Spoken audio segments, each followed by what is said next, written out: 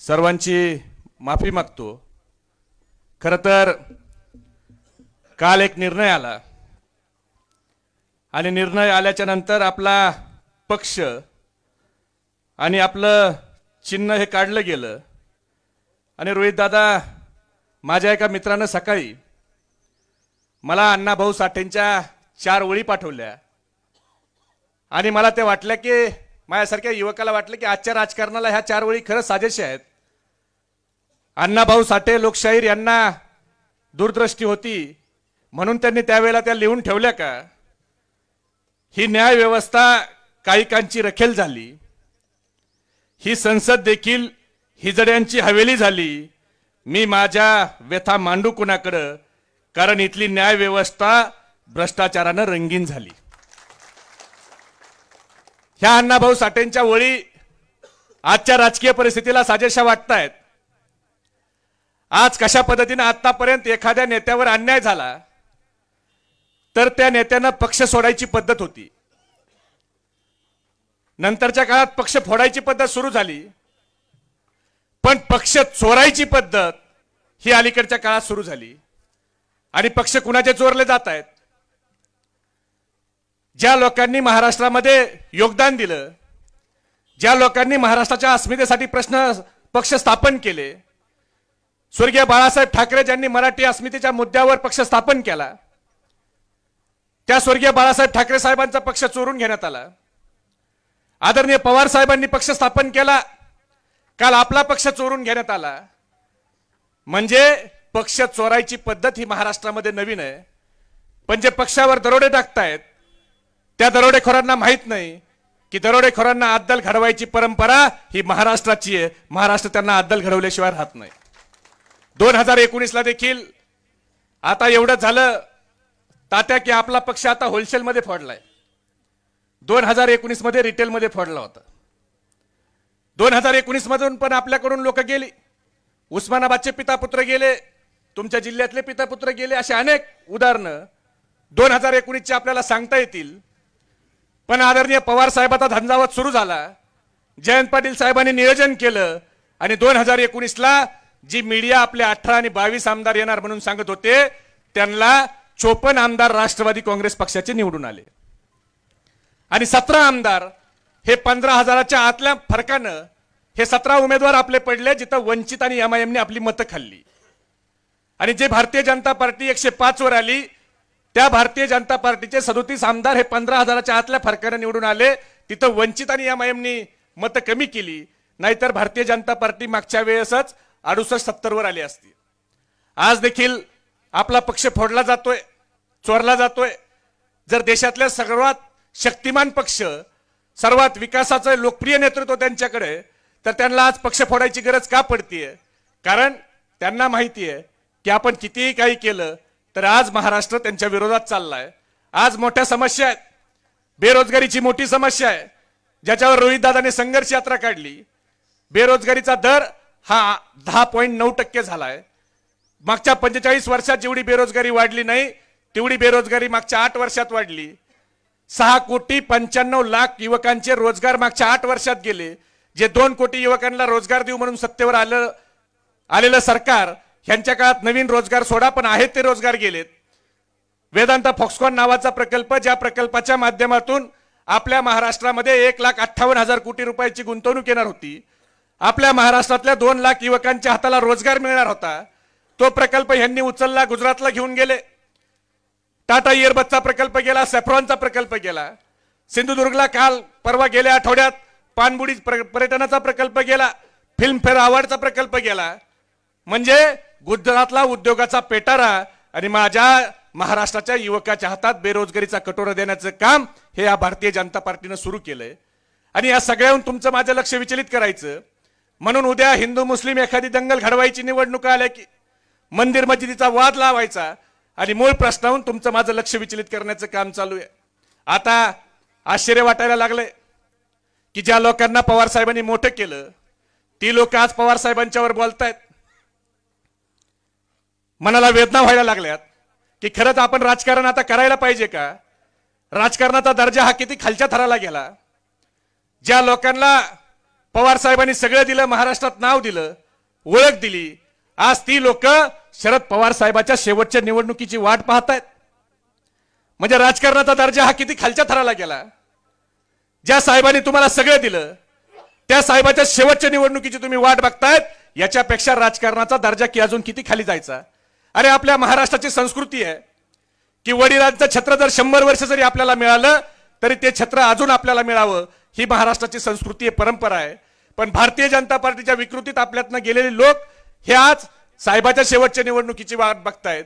एक बाजार बुनगा उठतो आणि तो म्हणतो पक्ष स्थापन केला म्हणून पक्ष काय शरद पवार साहेबाच्या मालकीचा झाला का. आता उद्या हा बाजार बुनगा याच्या घरी जाऊन हा जर त्याच्या बापाला म्हणला तू मला जन्म दिला म्हणून तू काय माझा बाप होतो का, हेच बांधले तर नवल वाटू देऊ नका. कारण आता ते विकृतीत गेलेले आहेत. भारतीय जनता पार्टीची विकृती आहे. सध्या बाप बदलायची कॉम्पिटिशन महाराष्ट्रामध्ये चालली आहे. कतलिया कई सांप बदल लेते हैं, कतलिया कई सांप बदल लेते हैं, पुण्य के आड़ में पाप बदल लेते हैं, मतलब के लिए कुछ लोग अपने बाप बदल लेते हैं. सध्या जुन्या काळात व्याकरणात, मराठी व्याकरणात फाळके तात्या ईडी लागली की व्याकरणाचा काळ बदलतो. पण आता ईडी लागली की माणूस पक्ष बदलतो. ईडी नावाचं एक जागृत देवस्थान आहे. त्या देवस्थानात माणूस पत्र आलं जाऊन आला की तो लगेच भारतीय जनता पार्टीकडे जातो. तुम्ही सांगितलं रोहित दादाला नोटीस आली, जयंत पाटील साहेबाला आली, प्राजक्त तनपुरे साहेबांना आली. ह्याच्यात आपल्याला काही नवल वाटत नाही. उद्या नितीन धांडेला आणि कोठारी साहेब तुम्हाला जरी ईडीची नोटीस आली तर आम्हाला काही नवल वाटणार नाही. येऊ शकते. हे म्हेत्रे तुम्हाला तर 100% येणार. तुम्ही लय जोरात भाषण केलंय. नाही आता झोप लागते साहेब. ते बहुमानाचा पुरस्कार झाला ईडीची नोटीस. म्हणजे ईडीने नोटीस कुणाला पाठवावी हे तर सगळे नेते आहेत, तुम्ही पदाधिकारी आहेत, म्हेत्रे नगरसेवक आहेत. ईडीनं संजय राऊत साहेबाच्या मुलाच्या लग्नात ज्या फुलावाल्यांनी फुलं लावले त्या फुलावाल्याला ईडीनं 3दा नोटीस पाठवली. ही ईडी म्हणजे उंट बिडीपेक्षा स्वस्त झालेला कार्यक्रम आहे. मला खरं सांगा 2014च्या अगोदर ईडी नावाची संस्था कुणाला माहित होती का. आता गावातल्या शेंबड्या पोराला पण विचारा ईडी म्हणजे सांगताय का नाही. म्हणजे राजकारणाचा दर्जा कुठे गेलाय. अहो ह्यांनी विरोधी पक्षाच्या लोकांना ईडी लावायचं सोडा, ह्यांनी स्वतःच्या पक्षाच्या लोकांना सोडलं नाही. स्वतःच्या पक्षाच्या लोकांना ह्यांनी सोडलं नाही. जो भारतीय जनता पार्टी उभा करण्यासाठी महाराष्ट्रामध्ये स्वर्गीय गोपीनाथराव मुंडे साहेब, एकनाथरावजी खडसे साहेब यांनी हाडाची काढ केली, रक्ताचं पाणी केलं, त्या गोपीनाथराव मुंडे साहेबाचा वैद्यनाथ साखर कारखान्याला निलाव ह्या भारतीय जनता पार्टीने काढला. तो कारखाना वैद्यनाथचा सील केला. आज प्रीतमताई मुंडे 2 वेळेला खासदार आहेत. अजून त्यांना उमेदवारी मिळेल का नाही त्यांना शंका आहे. पंकजाताईचं नाव कधी येतंय, कधी प्रीतमताईचं नाव येतंय, कधी तिसराच कोणतरी कुठे म्हणून त्याचं नाव येतंय. एकनाथराव खडसे साहेबांची अवस्था तर आपण बघितली. काय अवस्था झाली एकनाथराव खडसे साहेबांची. खडसे साहेबांनी पक्ष सोडला की लगेच ईडीची नोटीस. ठीक आहे आपण समजू शकतो खडसे साहेब राजकारणात आहेत, मंत्री होते, ईडीची नोटीस आली. त्यांच्या बायकोला ईडीची नोटीस, त्यांच्या जावयाला ईडीची नोटीस, त्यांच्या मुलीला ईडीची नोटीस. काय दोष आहे त्यांच्या जावयाचा. त्यांच्या मुलीसोबत लग्न केलं हा दोष आहे. काय दोष आहे त्यांच्या मुलीचा त्यांच्या पोटी जन्म घेतला हा दोष आहे. काय दोष आहे त्यांच्या बायकोचा त्यांच्यासोबत लग्न केलं हा दोष आहे. पण घरच्यापर्यंत महिलेपर्यंत जाऊन त्रास द्यायची पद्धत ही 2014च्या अगोदर कधी नव्हती. अरे आमचं सरकार होतं 2014च्या अगोदर. किती विरोधी पक्षाच्या नेत्यांना ईडीच्या नोटीस आल्या, किती लोकांच्या घरापर्यंत महिलापर्यंत चौकशा झाल्या. अरे तुमचं देखील स्वर्गीय अटल बिहारी वाजपेयी साहेबांचं सरकार होतं आणि त्यावेळेला गुजरातमध्ये भूकंप झाला. स्वर्गीय अटलजीने डिझास्टर मॅनेजमेंट नावाचा कक्ष स्थापन केला. त्या कक्षाच्या अध्यक्षाला कॅबिनेट मंत्री पदाचा दर्जा दिला आणि त्या कॅबिनेट मंत्री पदावर त्यांनी शरद पवार साहेबाला बसवलं. त्यांनी हा विचार केला नाही की शरद पवार हे माझ्या विचाराचे नाहीत. त्यांनी हा विचार केला की ज्या वेळेला लातूरच्या किल्लारीत भूकंप आला आणि किल्लारीला पवार साहेबांनी ज्या तळ हाताप्रमाणे सावरलं तो अनुभव पवार साहेबांच्या पाठीशी आहे. आणि पवार साहेबांनी देखील हा विचार केला नाही की ज्या गुजरातमध्ये मी चाललोय तिथं माझ्या विचाराचं राज्य नाही, पण माझ्या देशातलं एक राज्य अडचणीत आहे, मी मदतीला गेलं पाहिजे, ही भावना मनात ठेवून पवार साहेबांनी त्या ठिकाणी मदत केली. आणि स्वर्गीय अटलजीच्या देखील मनाचा मोठेपणा तेवढाच होता. त्यांनी जाहीर भाषणामध्ये सांगितलं की लोकसभा आणि राज्यसभेमध्ये 750 पेक्षा जास्त खासदार आहेत, पण ज्या वेळेला गुजरात अडचणीत आला त्यावेळेला या 750 पैकी एक खासदार गुजरातच्या मदतीला निघाला. त्या खासदाराचं नाव शरद पवार आहे. ही एक देशाच्या आणि राज्याच्या राजकारणाची उज्ज्वल परंपरा. पण 2014 पासून केंद्रामध्ये हम दो, रंगाभाई आणि बिल्लाभाई, आणि राज्यामध्ये हमारे दो, टरबूज भाऊ आणि पिस्तूल भाऊ आले आणि सगळ्या राजकारणाचा सत्यानाश झालाय. आज देश हुकुमशाहीकडे चाललाय. आपल्या तरुणाची जबाबदारी वाढलेली आहे मित्रांनो, कारण ज्या वेळेला अन्याय अत्याचाराच्या विरोधात सळसळत युवकांचं रक्त, त्यावेळेलाच सुरक्षित राहतं दिल्लीचं तख्त. म्हणून आज आपल्याला या अन्याय अत्याचाराच्या विरोधात लढणं गरजेचं आहे.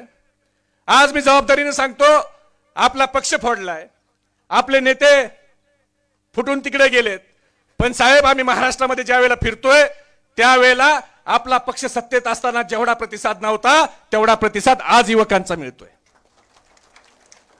आज जे लोक गेलेत, मला कुणीतरी म्हणलं तुमच्या समुद्राला आवटी लागली. मी म्हणलं हो खरंय आवटी लागली, पण आज ज्या वेळेला समुद्राला आवटी लागती त्यावेळेला ते समुद्र सगळी घाण बाहेर टाकत असतो आणि त्याच्यानंतर स्वच्छ पाण्याची भरती येत असते. आणि उद्याची स्वच्छ पाण्याची भरती ही शरद पवार साहेबांच्या विचाराची येणार आहे. त्यामुळे आपण घाबरून जाण्याची गरज नाही. उसूलों पर आँच आए तो टकराना जरूरी है. उसूलों पर आँच आए तो टकराना जरूरी है. अगर जिंदा हो तो जिंदा नजर आना जरूरी है. अगर जिद है चमन की बिजलियां गिराने की, अगर जिद है चमन की बिजलियां गिराने की, तो मुझे भी जिद है वही पर आशियाना बनाने की. ही खुनगाट मनाशी बांधून आपण उद्याच्या काळात काम करावं. रोहित दादा आज महाराष्ट्रामध्ये युवकांच्या प्रश्नावर काम करतायत. पवार साहेब, जयंत पाटील साहेब, सुप्रियाताई हे सगळे ताकदीनं त्यांच्या मागे उभा आहेत. आणि आपण देखील या ठिकाणी बूथ कमिट्यापासून आपली सुरुवात करावी. आपल्याला जास्तीत जास्त लोकांच्या पर्यंत जाऊन आत्ताचं राजकारण हे कशा पद्धतीने चाललंय हे जर आपण सांगितलं आणि लोकांच्या मध्ये जर जागृती केली, तर मला तुम्हाला एक गोष्ट मी खात्रीनं सांगतो की उद्याची निवडणूक हे पुढारी विरुद्ध जनता होणार आहे. मोठाले पुढारी जरी बाजूला गेले तर सर्वसामान्य जनता ही शरद पवार साहेब आणि उद्धव ठाकरे साहेबांच्या सोबत राहणार आहे. कारण महाराष्ट्राची जनता ही स्वर्गीय यशवंतराव चव्हाण साहेबांच्या विचारावर काम करणारी जनता आहे. याला असल्या पद्धतीचं खालचं राजकारण हे कधीही मान्य होणार नाही. म्हणून एवढंच या ठिकाणी सांगतो आणि माझे 2 शब्द संपवतो. जय हिंद, जय महाराष्ट्र, जय राष्ट्रवादी.